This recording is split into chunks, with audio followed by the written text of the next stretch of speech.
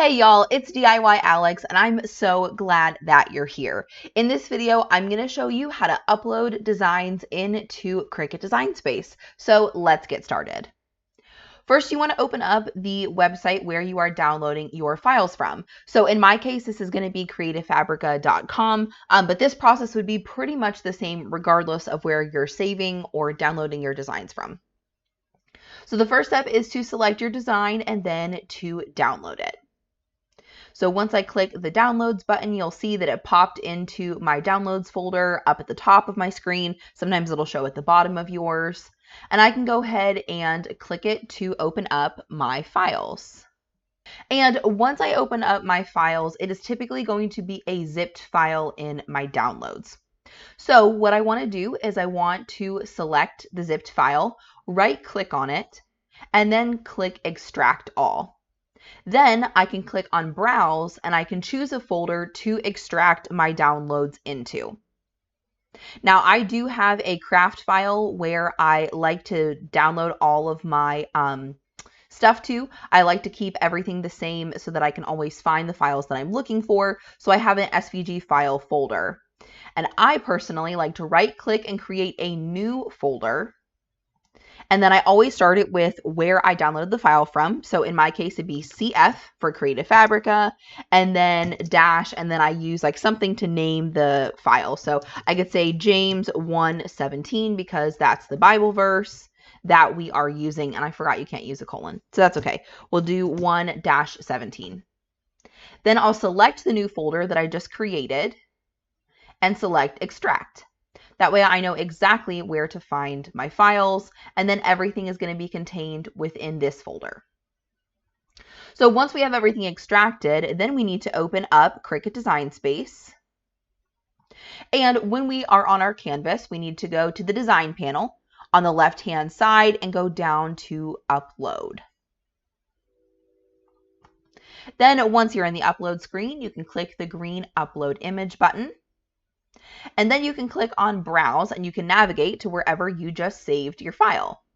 So I'm going to go back into my craft files, click on SVG files, and then I have my whole folder of stuff that has the same naming system all throughout.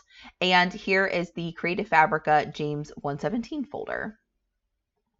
Then I'll open up one more folder and I'll see all the different file types. Now, when working with Cricut Design Space, your best bet is always to use SVG files because that's going to be the simplest. That's what works best with Cricut Design Space. SVG stands for Scalable Vector Graphic, which means that we can size it to any size we want and the quality is always going to be the same. So that's the reason that uploading an SVG file is most beneficial. But if you don't have access to an SVG file, or if you want to do a print and cut project, your second best option would be a PNG file. So we can hover over top of these and see which one is the PNG. Oh, that says .dxf. And here is a PNG type file. So this would be option number 2, but I'm going to go ahead and click on this one. It does say that the type is a Microsoft Edge HTML document, which is kind of funky on Windows, but really it's an SVG file. So we'll go ahead and click it to select it and then choose open. And then we're going to see a preview of what our image looks like, and that looks pretty good. So we'll go ahead and click on continue. And then you'll see we have the opportunity to name our file if we'd like, add tags, and then if you're an Access member, you have unlimited different folders and stuff that you can save it in, collections, but we're not going to worry about any of that. We're just going to click on the green upload button. And then we have it automatically in our canvas. So that's as simple as it gets with uploading SVG files into Cricut Design Space. But I do want to go back and revisit the PNG file because I know many of you may be uploading PNG files. So let's do that process one more time and I'll show you how it's a little bit different with the PNG. So again, we'll go back to the upload button on the left-hand side of the screen, click on upload image and then browse. And then it's going to open up that same folder that I was just in. We're going to select that same James 1:17 Bible verse, but the PNG version of it, and select open. So we still get an image preview that we got with an SVG file. We'll go ahead and click on continue.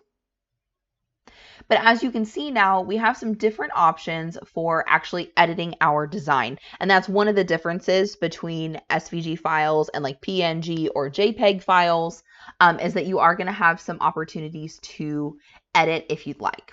Now, a benefit of a PNG file is that we can hold a transparent background. So what that means is we don't need to remove the background because the background's already transparent.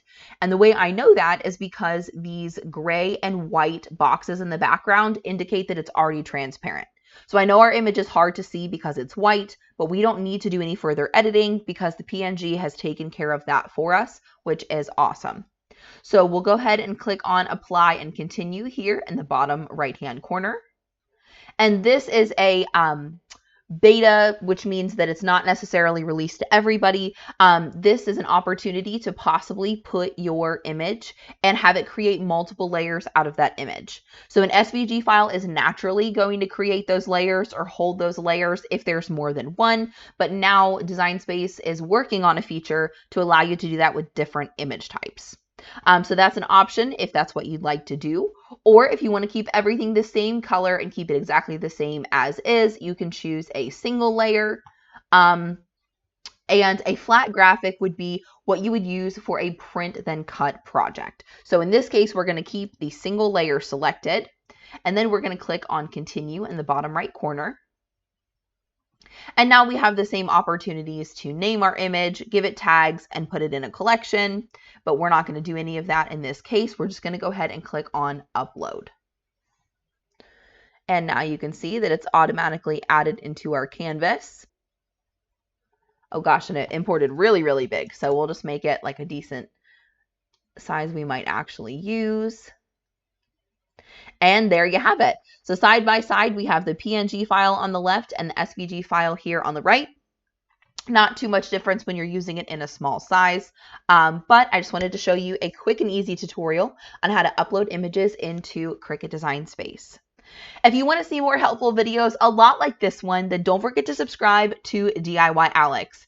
And if you want to see me actually use this image in a tutorial for making a baby onesie, then click on the video right here on the screen. All the hearts.